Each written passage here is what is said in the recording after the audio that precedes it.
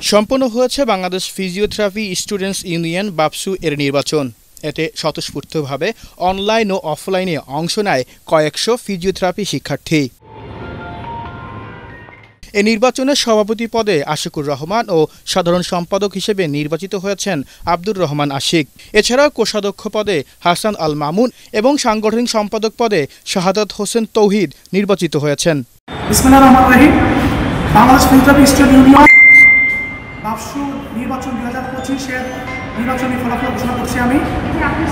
আমাদের এই নির্বাচনে সভাপতি হিসেবে নির্বাচিত হয়েছেন MD Ashikur Rahman, general secretary হিসেবে নির্বাচিত হয়েছেন এমডি আব্দুর রহমান আশিক, ট্রেজারার হিসেবে নির্বাচিত হয়েছেন হাসান আল মামুন এবং অর্গানাইজিং সেক্রেটারি হিসেবে নির্বাচিত হয়েছেন এমডি শাহাদাত হোসেন।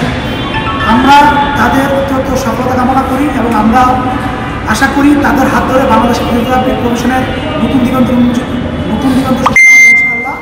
নতুন কমিটি আগামী 2 বছরের জন্য দায়িত্ব পালন করবে। সেই সাথে ফিজিওথেরাপি শিক্ষার্থীদের স্বার্থ রক্ষা ও পেশাগত উন্নয়নে আশা করছে সাধারণ শিক্ষার্থীরা।